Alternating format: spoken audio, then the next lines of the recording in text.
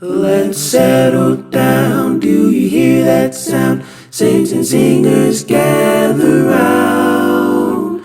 There's plenty of things to talk about, so sit down at Choristers Lounge. From far and near, won't you come and hear a sweet, melodious call? Let us all unite in one accord. We're family after all. So let's settle down and listen to the sounds of the singers in Choristers Lounge.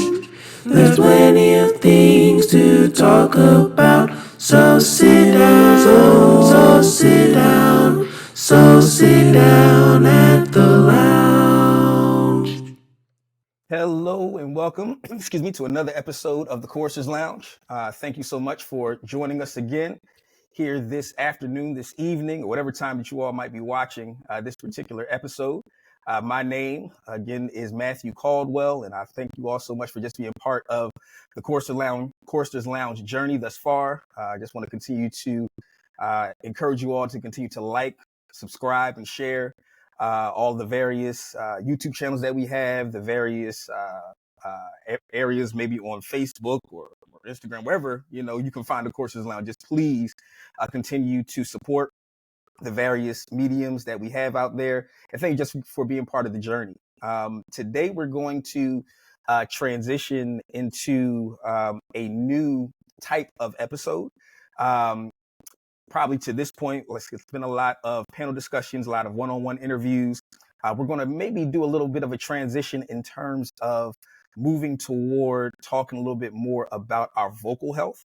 And we wanted to utilize the expertise of some individuals who have been in the music game in various ways that can really bring their expertise, that can really help us with really kind of honing in on what it means to understand vocal health and how we can really continue to maintain this instrument that God has given us. So I want to welcome this panel. This will not be the last time that you will see them.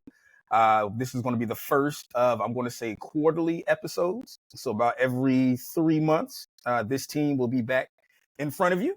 And I'm just looking forward to picking their brain a little bit and learning from them, and certainly hoping that you all are able to take something from these episodes. So with that said, and without any further ado, I want to introduce this all-star panel. So we're going to start with Brother Maurice Blackman.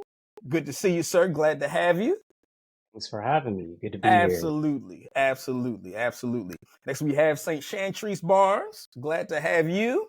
It's good to be here. Thank you. Absolutely. And last but not least, we have Brother Sean Roberts. Glad to have you, Brother Sean. Thanks so much, Matt. Good to see everyone. Excited to chat today. Absolutely. So just to kind of get things started, and as this is our first introductory episode with this panel, and we'll start with Brother Sean and work our way back. Brother Sean, just talk to me a little bit about kind of your musical resume. Some of the where you trained, maybe some of the groups that you sang with. Listen, nothing is a brag if it's a fact, right? So don't hold back. Tell the story. But just give us a little bit of your musical resume. Sure. Well, I would say that it started in Church of God and Saints Christ. Like that's where, like most of us, that's where I started singing.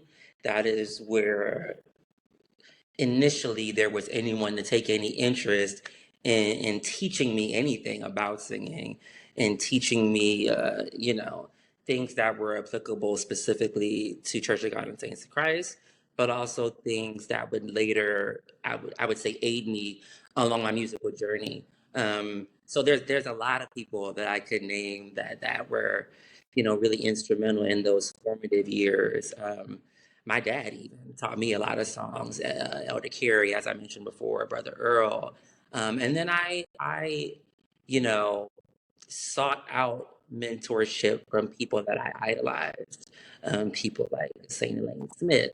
Of course, we all, know Saint Valerie and the work that she did with National Chorus. That was a big part of things that I was learning within Cognasoc that, helped me become the musician that I am today. I started singing in high school, like that was when I really started getting into singing outside of the context of church. When I sang in my high school choir, we traveled, we competed, we started getting little bits of technique and theory, which was great to be able to apply to the singing that I went on to do in college at Morgan State in Baltimore. That was probably one of the most richest musical experiences that I had as a young person. Because for one, it was an HBCU. If you know anything about HBCUs, it is a very rich, a very unique culture in general. And I would also say a very unique musical culture as well. And so it was really exciting for me to get there and become a part of that. Um, and it was great because, the music program was really well respected.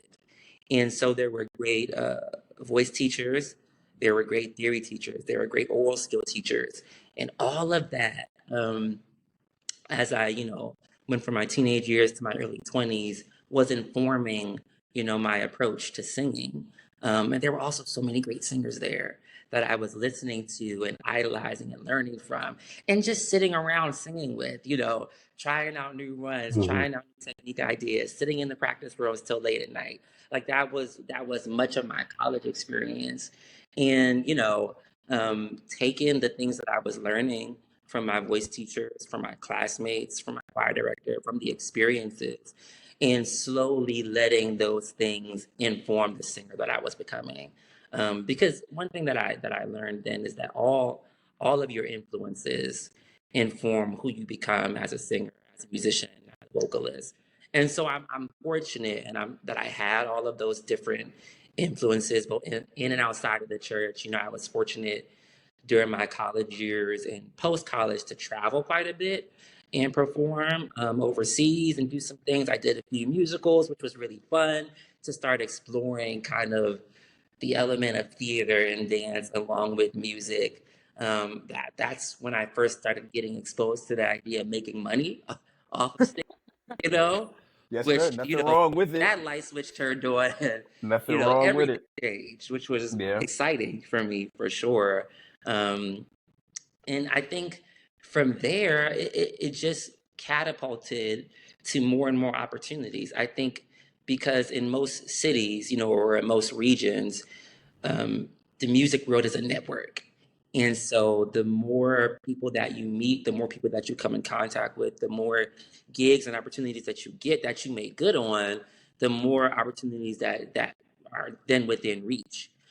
So I, went on to do opera choruses. A few of Mhm. those I joined a group called Soulful Symphony, which was an all black chorus and orchestra that was put together by Darren Atwater, doing all original compositions, like written for full chorus and full orchestra, which was a big deal at the time. And so that was really exciting.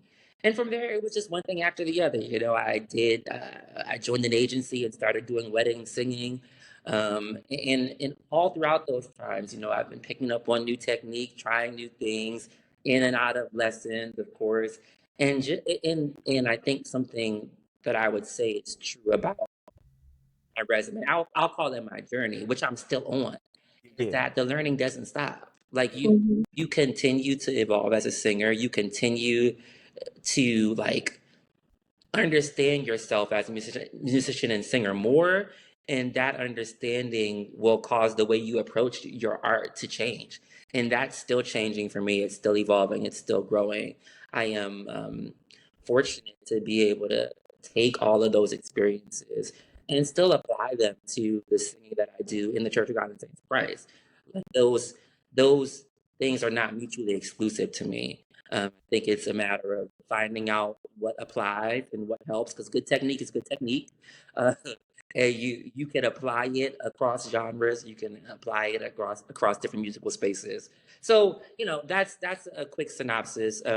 The journey is still unfolding, and I'm excited to see, of course, where it continues to go. Before you move on, I'm sure there are like mentors and people that helped me and taught me whose names that I didn't mention, but Sure. so many people, and I'm really grateful for all of them for sure. Awesome. Awesome. So I'm going to slide over to Saint Shanny. Same question for you. Just give us a little bit of your musical resume. Well, like everyone here, I did start in the Church of God in Saints of Christ, unless you count singing at home, but there was a lot of that with my family. I was placed in the choir at an early age. I don't remember the exact age, but I want to say maybe around 8 or so. And I was sat in the choir next to St. Jean Person, who was still my number one idol Yes, as indeed. far as being a first soprano and being a good, choir member. Yes. Consistent disciplines, decorum, like all of that. And I first started learning more about music in high school, similar to Sean. I went to a performing arts high school, actually. I went to Arts High in Newark, New Jersey, and that started me on my road to learning theory and oral skills Mm-hmm. and singing in choirs, and it was absolutely amazing. I had very early on in my high school career a theory teacher who kind of took me on as a project and taught me my first operatic aria. She gave me my first opera score for the Magic Flute. And it just, I was already interested and I was already kind of fascinated by the world of opera, but she really kind of nurtured that. I went on to study music in college at Clayton State University in Morrow, Georgia, where I continued the performing. I think I was part of every ensemble or performance ensemble there, including the collegiate chorale, the chamber chorus, the opera productions, early music, the early music ensemble, the new music ensemble where some of our resident composers would have students premiere their works, and it was just an amazing time. Later, after leaving school, I became a member of the Atlanta Symphony Orchestra Chorus, uh, which was recommended to me by St. Flora Maynor. Yeah. She's the one who told Indeed. me about it, told me to audition. It was amazing. I got in. I sang with the ASO chorus for 10 years until I moved out of Georgia, and it was an amazing experience. And over the years, just like Sean said, I had the opportunity to travel and to perform on so many different stages, to learn so many different genres, and to learn technique, and not just learning technique, but honing of skills and learning, I guess, my musical personality. Yeah. If that makes sense. Mm-hmm. And one of the most important things that I learned as a singer is the so Sean talked about his experience as a professional singer and things like that, but I really had a nurtured love of the amateur singer. Being a member of the Atlanta Symphony Orchestra Chorus, it was an amateur group.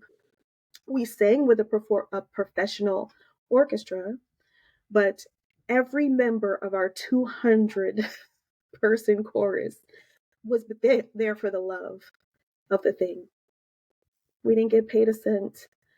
We rehearsed weekly. We had some pretty extensive rehearsals, performance weeks. We rehearsed every single night leading up to performances, and we were there because we absolutely loved it. And I also had a choral director in college who said something that still sticks with me today. He said, the most the most important difference between an amateur and a professional, it's not whether they get paid. It's the mindset, right? And he said something like, an amateur rehearses until they get it right, and a professional until they can't get it wrong. Mhm. Oh, So it's not about the skill, it's not about all of those things, it's about the commitment. Yeah. It's about the discipline and all of those things. So those are the things that were kind of instilled in me as a singer over the years. Um, you gotta yeah. teach. I mean, Lord have mercy. Lord have that. I'm writing this stuff down. Goodness gracious. Yeah, I can't wait to delve in a couple of those things that you said. So that was perfect. Mo, same question for you. Just take us on your musical journey. Give us your musical resume, sir. Yes. So I began singing around maybe 5 years old in an AME Zion church. My maternal grandmother's grandfather was called to pastor an AME church in a small town in New Jersey. Um, and so my family for a few generations had been members of that church. And so I was in the children's choir, and there was an MLK celebration each year throughout the town. And one year, my mom took my siblings and me, and I saw this huge youth choir performing. And they were performing contemporary music. AME Zion is a bit more traditional in their approach to worship. But this was a Baptist youth choir. And I told my mom, I was like, that's the other black church in the town. I want to sing with those kids. So my family literally changed its membership because I needed to go and sing with the Youth Inspirational Praise Choir. And that choir really was the foundation for me for establishing just a love for music and musicianship. Um, I by fifth grade, I would say, began singing in school. I also, at my after school program that I attended, started a choir. It was called the Freedom School. That was the after school program. And I started the Freedom School choir because typically after we all did homework, we would all be forced to go into the gym, and sports weren't my thing. So I was like, no, we could also just gather and sing. Um, and so, yeah, music has been a part of my life since I can remember having a sense of autonomy as a person. Mm. Um, my introduction to the music of Church of God and Saints of Christ was at the Alexandria Tabernacle when I would visit my grandmother each summer. And I remember being moved by it in such a unique way that I pranced a little higher than I probably looked like one of our African brothers and sisters. And like Yeah. how All my right. body Yes, was sir. responding to the music because Yeah. it felt familiar, but I didn't know why. Yeah. And I remember like Chris Adair and Curtis like laughing at me, just in jest, because they were like, you are really doing this thing. And um, so fast forward around age 10 in Plainfield Tabernacle, evangelist at large, Joseph Turner appoints me to the choir. And I never actually think about the idea of being a choir director in the Church of God and Saints of Christ. It was something that I did in the community, and something that I got to do at my mom's church. But the choir in this organization terrified me. It seemed huge, and it seemed like there were so many rules, and sometimes the voices were so big without other instruments outside of the humans. And so it was a space that I enjoyed, but it wasn't necessarily something that I wanted to be in charge of. And then, Brother Matthew, I saw you direct in Philadelphia. You might have been like 10 or 11 years old. And I remember being like, this child is making these grown folks sing. Um, and I want to do that too. And so I don't know Yeah. if I've ever told you that, but you are a part of my journey to becoming a choir director. So I sang throughout my schooling. I auditioned for all of the premier choirs, and by the grace of God, that's what I did. I would say musical theater played a huge role in my music journey, because the thing about musical theater is that different shows require different genres of singing. And what musical Mm-hmm. theater taught me is that you don't actually change your technique. You use the same vocal technique, but you use different stylings. And when I Mm-hmm. realized that there is no disconnect between church singing and school singing and singing at the community center. For I sure. am doing the things that are healthy and that are right, but I'm going to stylize for whatever context I'm singing in. Um, and so, yeah, I mean, I would offer that as kind of just like the background for who I am as a musician. Awesome. Awesome. That's absolutely perfect. I love it, Um, Mo. that was, and I love the. And I'll say to the YouTube audience, I've actually been to what show was that, Mo, the Newark Tabernacle went to? You all came to You see remember that? Carousel, the musical Carousel. Listen, Rabbi Caldwell was one of Brother Mo's biggest fans. It took the entire Yes, he tabernacle was. to see Brother Mo. It was a Sabbath evening. It was absolutely amazing, absolutely amazing time.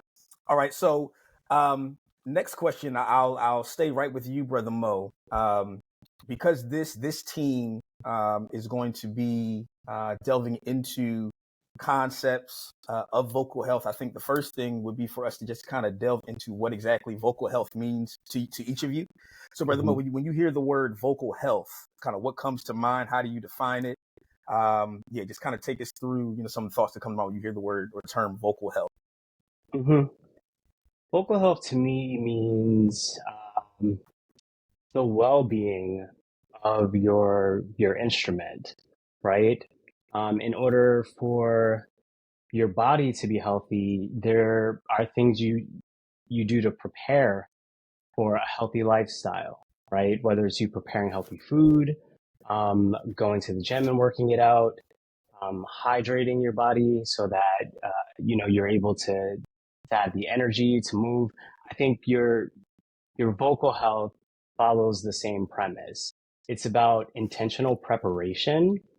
Um, Mm, that means having an awareness of your voice, what the boundaries are, mm, what the expanse to which you are able to sing, the style that best suits you, the voice part that mhm, you are singing, and also just the collective and overall um, maintenance of that instrument. So it's the preparation, it's the awareness, and it's the maintenance of your voice. mm. Awesome, awesome answer, Sean. Same thing. Vocal health. What comes to mind? Sure. I wouldn't consider myself an expert, but I will say this. The first thing that comes to mind when I think about vocal health is sustainability. Mm. Like a Yeah. lot of times as a singer, we deal with so many pressures when it comes to singing. People want a certain output from your voice, right? Um, Everything that your voice can do isn't healthy. Everything Mm, that your voice can do and sound good doing might not be healthy. The question is, can I sustain doing this over long periods of time without doing damage to my instrument? So I think sustainability is a big thing that comes to mind for me. I'll also share like there is an alignment between our vocal health and our health in general. A lot of the Yeah. things that mhm, benefit or inform our overall health are also likely vocally healthy as well. And a lot of the things that are a detriment to our overall health could very likely be a detriment to our vocal health as well. So that's another like nugget that I'll throw out there when it comes to vocal health. And then I think lastly, Mo mentioned awareness, like Mm. really paying attention to what you feel when you are singing, right? That is the key to anything good about the voice is being in tune with the sensation and the feeling versus what you think the sound is. um, and I would offer that, and just really paying close Mhm. attention to that. Vocal health is also informed not just by what happens when you sing, but what happens when you speak. um, Yes. I can recall a time where I was having some vocal health challenges, and I had to go through months of speech therapy to try to rehabilitate my voice. So just things to pay attention to. What doesn't feel good when you're speaking, what doesn't feel right, is at the same time doing damage to your ability to sing. So there's a lot of things to be thinking about when it comes to vocal health. Sir, hear you loud and clear. Loud and clear. Saint Shanny, same question. Vocal health, what comes to mind? So many important things have already been said. I just want to echo the other two by saying I was taught that your entire body is your instrument, right? Mm-hmm. If I play the flute, if I play the violin, I could probably still perform if I'm under the weather or something like that. But when my body is not well, it has an impact on my instrument. It compromises my ability to perform, right? So it really is about taking care of the entire body. In addition to that, I would say that vocal health has a lot to do with, oh gosh, it's already been said, but being aware of what you're doing when you're not singing, right? Mm-hmm. Talking, excessive talking, um, yelling, screaming, it's just the things that just damage Mm-hmm. the voice, right? Um, I tend to be that person that always goes out with a scarf in colder weather just to kind of keep the instrument warm, especially if I know I'm going to be singing.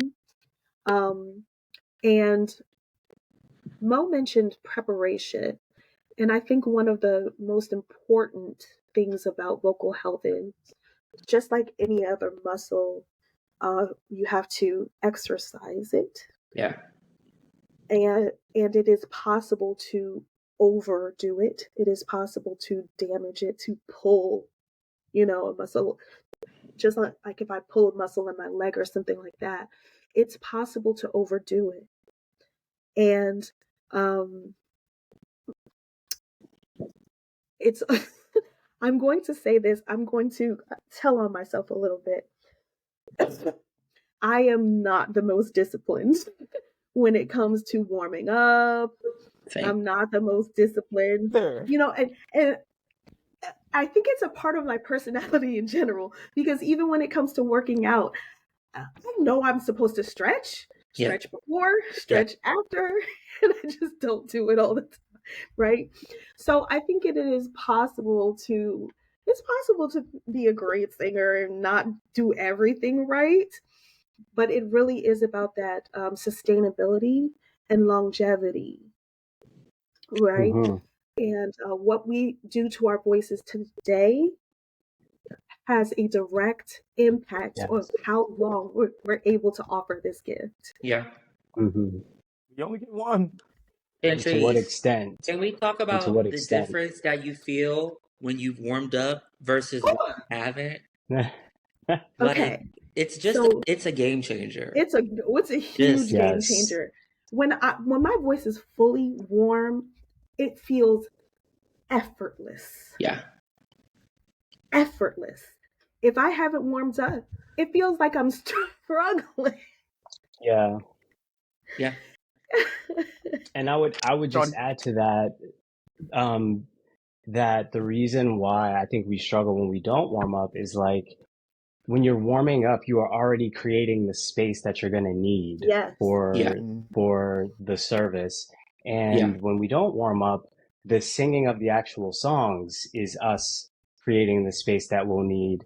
And that's Yeah. supposed to be a slow and Maybe. gradual process. Maybe. And our songs are not always slow and gradual in terms of chord progression and, Listen, sometimes you starting at the peak and It's you think you go absolutely create the right. space. You need the space right now and you don't have it because you didn't warm up. Now what are you gonna do? Now what are yeah, you going to do? yeah. 9 o'clock in the morning. Mm-hmm. Hmm. Oh, that was so First there. note you sang all day was I love no. It's Mm-mm. not a good look. No. my lord. So that was Somebody else mentioned proper hydration, and mhm, I would say that is Yes. a huge one for me.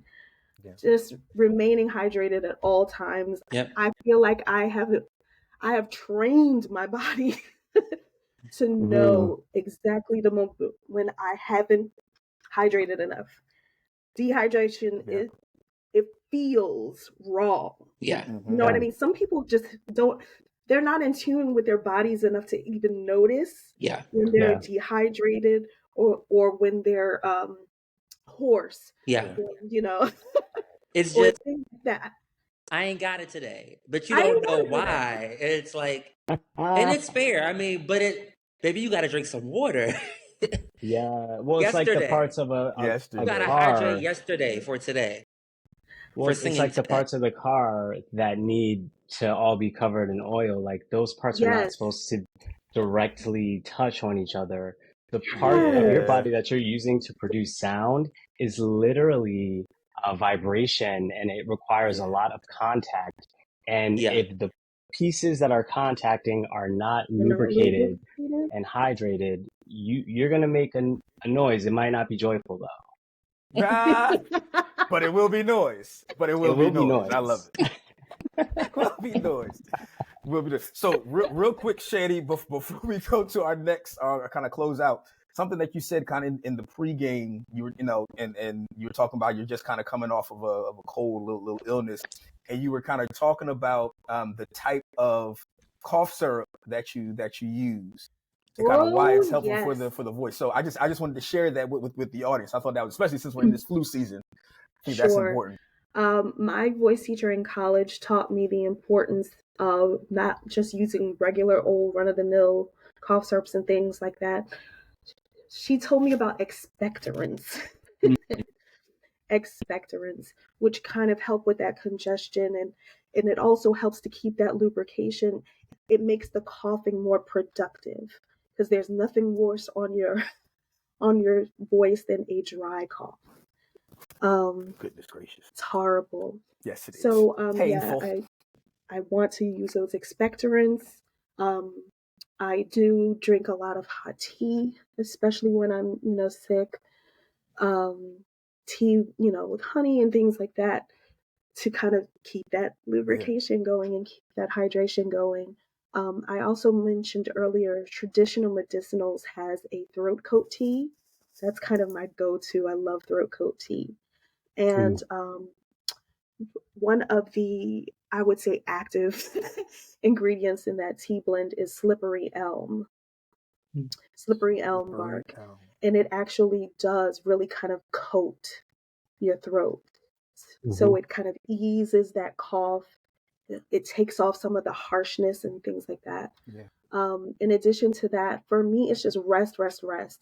Yeah. I know Yeah. myself well enough to know that most of the time when I start feeling sick, Mm-hmm. there's a formula that goes into it. Excessive consumption of dairy and not enough rest. Oh, you're talking to Mm, me. All right. You're And talking that's to me. me. That's my formula. I Yes. know that about me. Yes. And yeah. so those are the things that I try to be on the lookout for. Not having too much dairy, not allowing myself to get exhausted, and overrun, because that's when my body is most susceptible. Yeah. Mm, In addition to that, I would say That was know your great. limits. Know your limits. Know your limits. Know your um, limits. Embrace your No. limits. Embrace your limits. they're And don't let other yours. people tell you what your voice can do. Yeah. Yeah, that's right.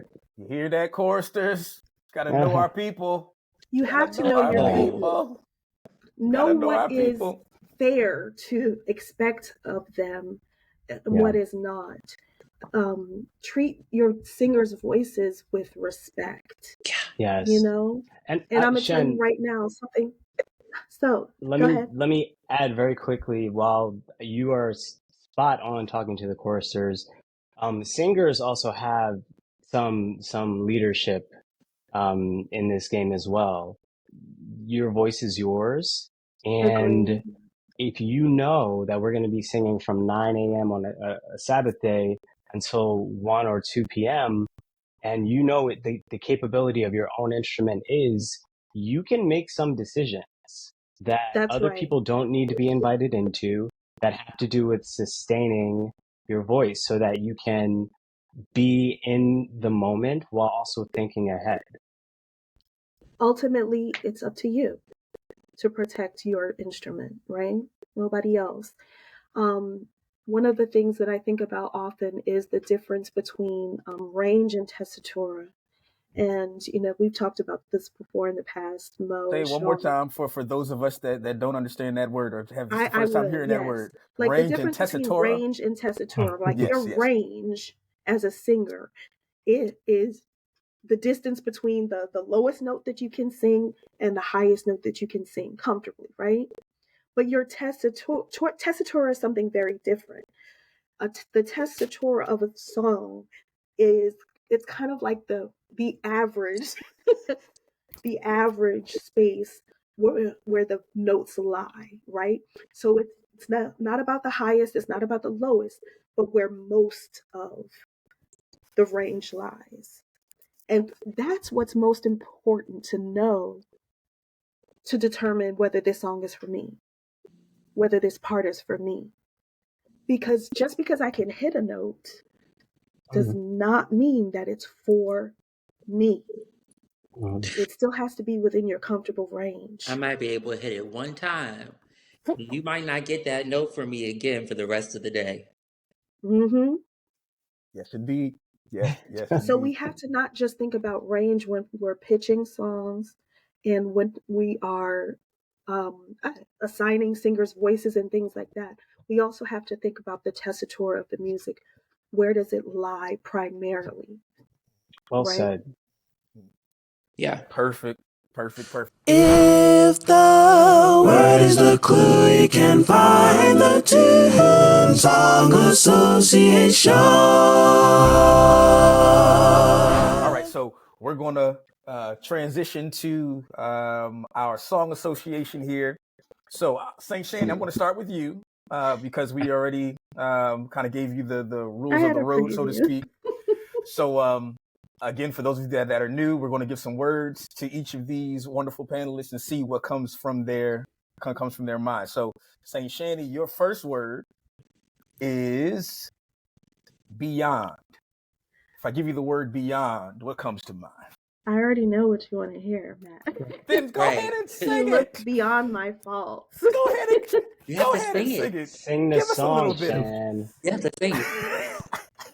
Didn't I tell Sing. y'all I just had the flu, That's all. right? Okay. We gonna play for you. It's gonna be Somewhere great. comfortable. Where you comfortable, right? We're gonna sing it where we're comfortable.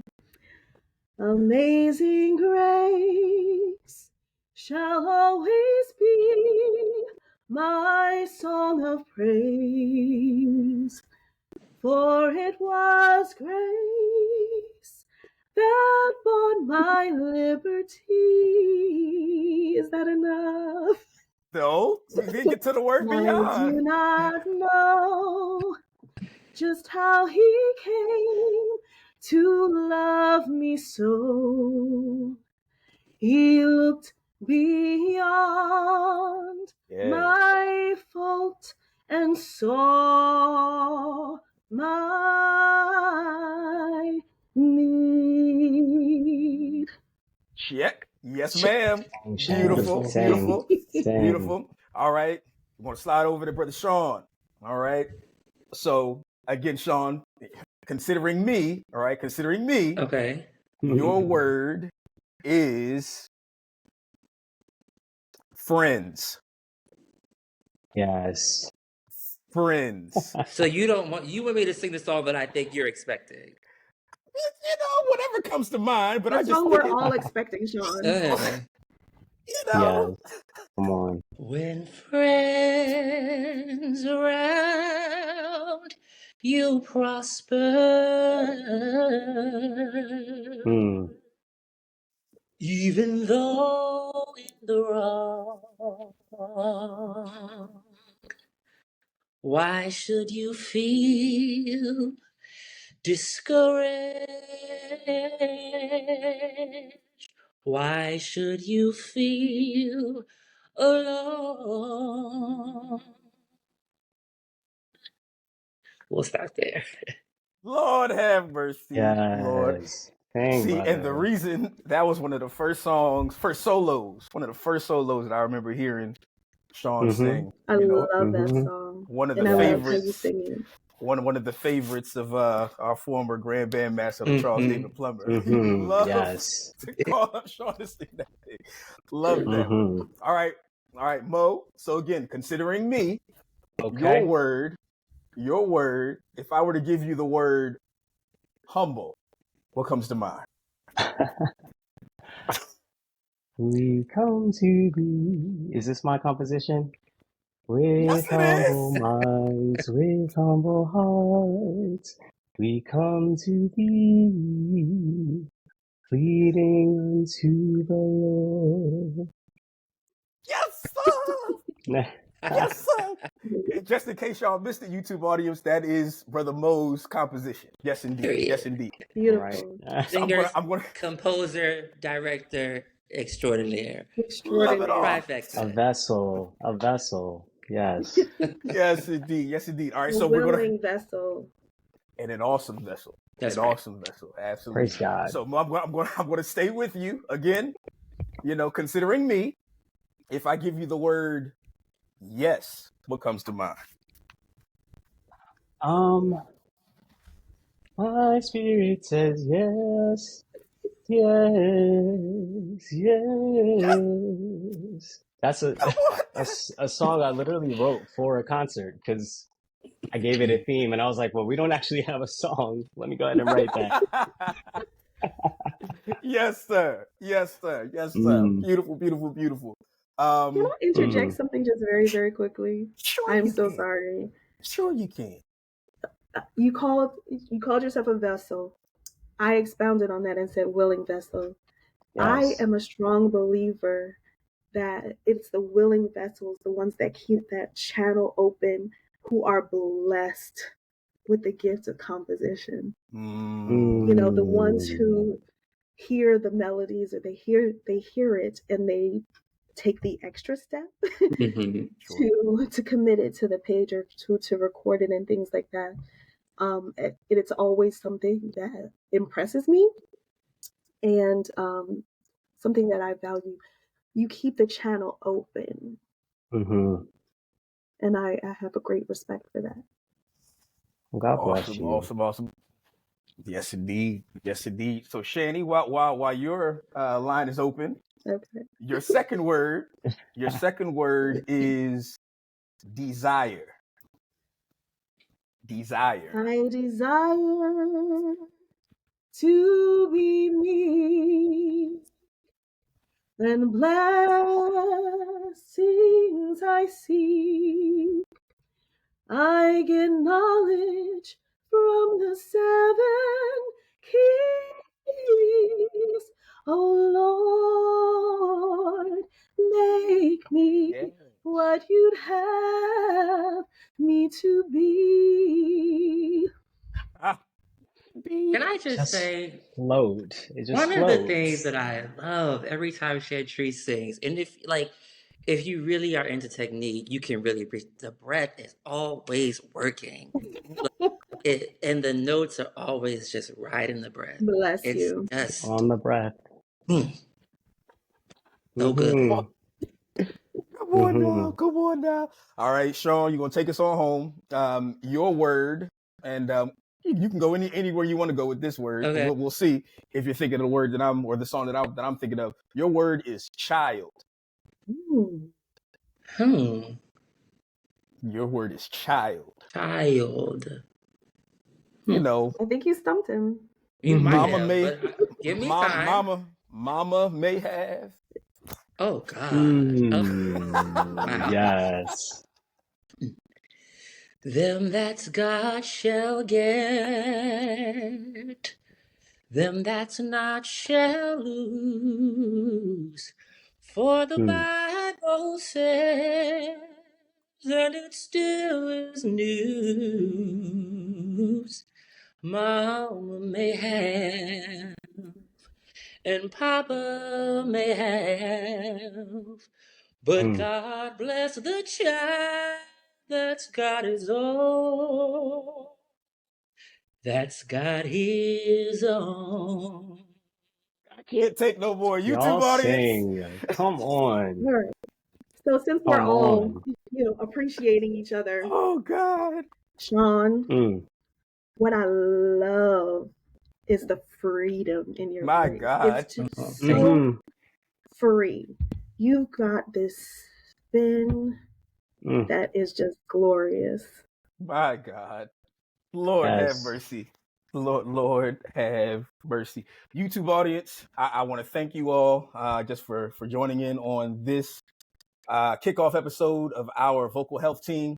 I thank you all, Brother Mo, Brother Sean, St. Trees, just for everything that you brought to this episode today. And just looking forward to the conversations that we're going to have moving forward. We've already, heard some dynamic nuggets that you all have given to us. And certainly just thank you all for being willing to share, parts of your journey, parts of yourselves, and just giving us some of the tools that can really help us to add certain things to our toolbox. YouTube audience, again, don't leave these tools here in the Choristers Lounge, right? Take them with you, apply them in your everyday life. And I think that we're really going to see a great or we're going to utilize this opportunity to just become the best version of our musical selves by using some of these tools. So again, thank you all for being part of the journey. Again, continue to like, subscribe, and share to the various YouTube channels and the various pages that we have. And if there's any topic specifically that you want this panel to kind of delve into, let us know.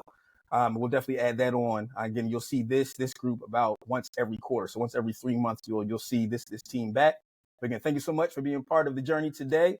And Thank with you for that, having us. Yeah, absolutely. This is thanks for having great. us. This was fun. This was great. Thank you, Absolutely. Matt. Yeah. Absolutely. And of course, we got Brother Blake behind the curtain back there. This all happens because Brother Blake is kind of orchestrating things behind the scenes. But we really appreciate, of course, what Brother Blake is doing.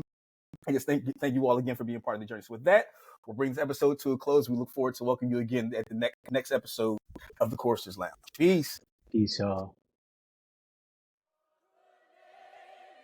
Today we have two brothers who have come into the Choristers Lounge. They've already brought some great energy with them. We have Brother Ted and Brother Tim Hall, hailing from Hartford, Connecticut. When I was younger, I used to think that St. Dorothy Wagner was the most beautiful woman in the Church of God and Saints of Christ. Just the way she carried herself, I know the way she was in her uniform, just beautiful. How old are you, sir? I just turned 90 on January 6th. My Lord. So again, I thank you both for Now, spending you didn't time ask here. Brother Timmy his age. Brother Tim, if you want to share, I don't want to put you on the spot, but if you would like to share, Brother Tim, by all means. You don't have to. Well, Brother Ted's trying to be smart. Anyhow, his back was heavy laying down. His strength was almost gone. He shouted as he journeyed, deliverance will come. Yes, sir. Yes, sir. All right. For a good name is rather to be chosen, for the Lord is maker of them all. Beautiful, beautiful, beautiful. So YouTube audience, There's plenty of things to talk about. So sit down, so sit down at the lounge.